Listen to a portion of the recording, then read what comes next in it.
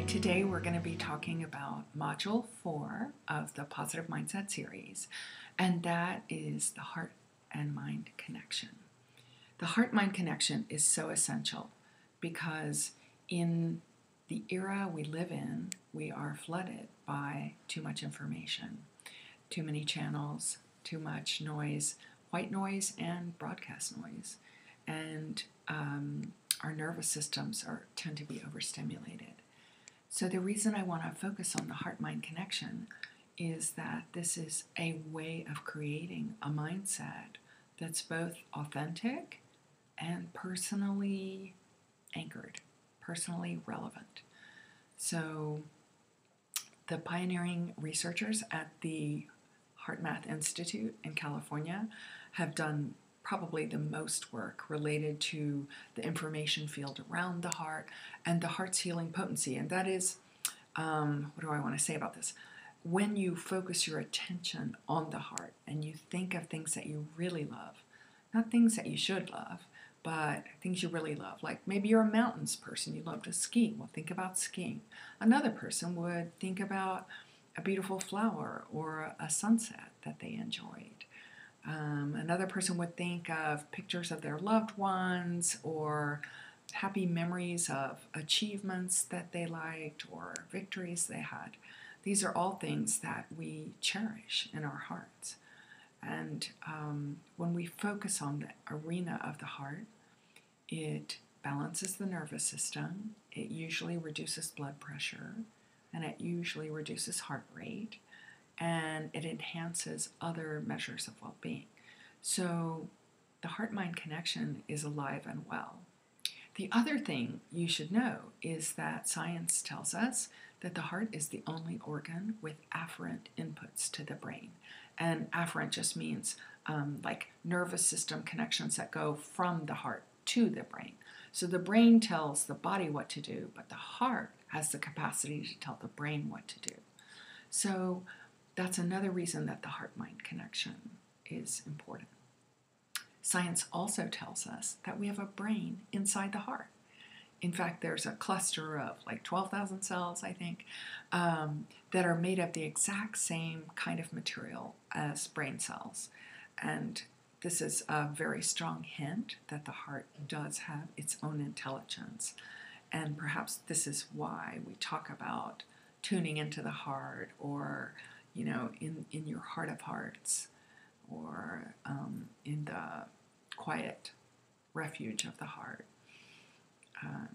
These are potent references to the fact that the heart has an amazing potency, and the things that we anchor in our heart, the thoughts that we think in our heart, have powerful effects on our outer world.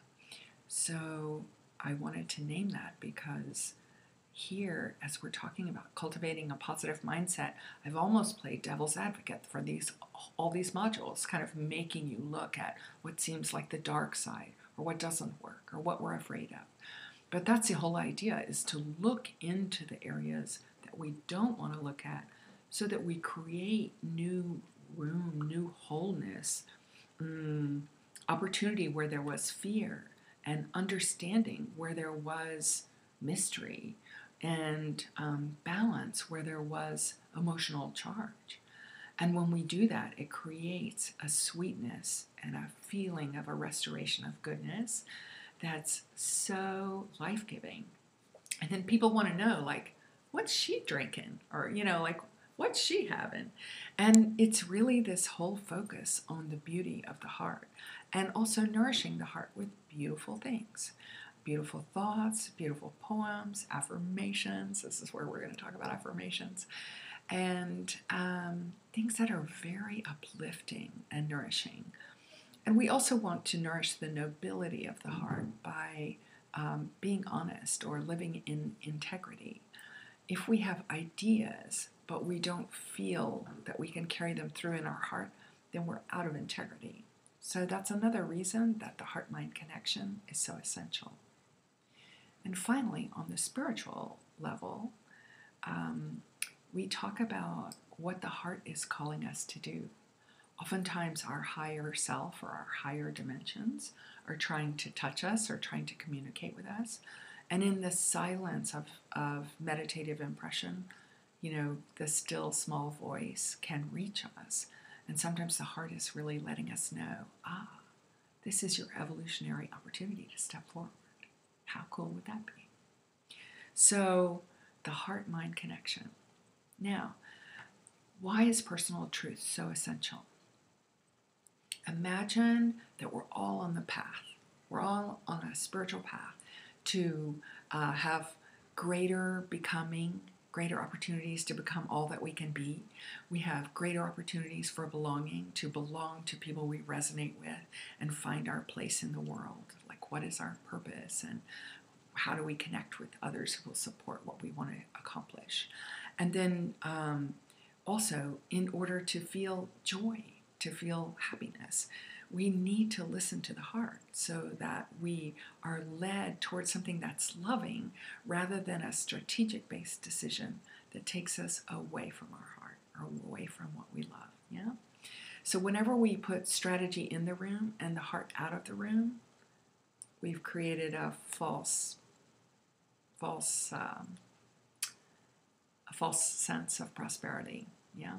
And our economy is showing us this over and over again, how we've shortchanged children, we've shortchanged family time, we've shortchanged the climate, and we've shortchanged our commons, our oceans, our beaches, our beautiful places have been compromised by us not wanting to look at the effects of our creations. So I invite you into this heart-mind connection. How do we do that? I'm going to give you some creative exercises and a meditation to step into the chamber of the heart. It's a beautiful little meditative opportunity, and I think it will allow you to feel the nourishment of your own being. Anyway, so we're all on a path. We're all on this path to become, to belong, to participate, find our place on the map of this sacred creation. And imagine that we are all, 10 million rays of the sun, and we're all trying to find our way into the heart of the sun.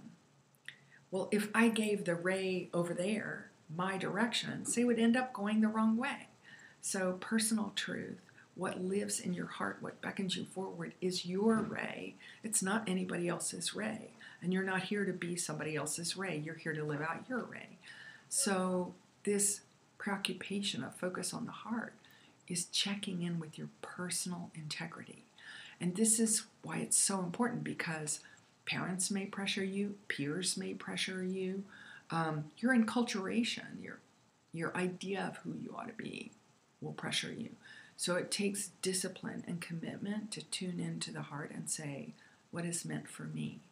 And this helps us reduce and edit out the fake or false opportunities, goals, everything out there clamoring that you should be more this or more that, or get that extra degree and get that extra training, be more, more, more. When the divine is saying, could you please just come closer? Could you please just come closer? Could you please just put your heart up to my ear up to your ear up to my heart? Please come closer. So the heart is our pathway to bring our awareness closer to what is most sacred in terms of what we're walking in our path of life. So I hope this nourishes you. I hope it provides you with some sense of centeredness. Yeah. So in terms of positive mindset, I wanted to offer just a few affirmations to get you started. But the way we can check in with the heart is, am I saying something that I feel in my heart? Yeah? Do I feel this in my heart? And so sometimes when you start out with cheerful affirmations that come out of the book, and other parts of you are feeling impoverished, wounded, neglected, whatever, you say those affirmations and you will feel like a liar, right? Those parts will go, what? Not true. So here are some examples of affirmations that I think are just authentic, that I can say all the time, even when I feel like things aren't going well in my life, and so I can't say like, I'm victorious on all fronts or whatever, you know.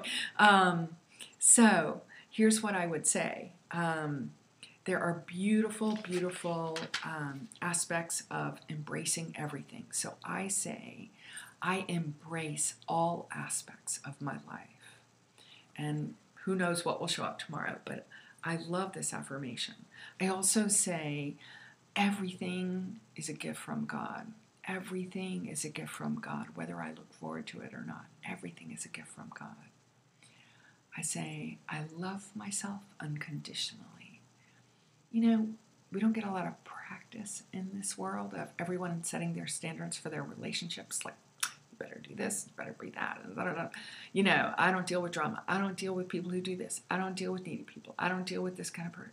I don't deal with... It's like, really? What kind of world are you in? So I say that I love myself unconditionally. And I feel like if I can love myself unconditionally and really understand, oh, okay, this is not a great aspect of me. I don't admire this part of me, but I love myself. And to keep going through expanding my awareness and my self-knowledge and deepening my self-knowledge, what's in my heart, what's in my being, what am I trying not to look at, trying not to see. And if I can keep doing that and then in the morning get up and say, I love myself unconditionally, I feel this is a loving statement and I don't feel like a liar, because I wouldn't make this commitment to this course if I didn't love myself unconditionally. And I'm asking you to do the same because, hey, it's 2020. The next one is, I say, I'm a precious being born of light. And I do believe that, you know, like the light of creation, the light of the sperm meeting the egg, the light of the soul, the light of life.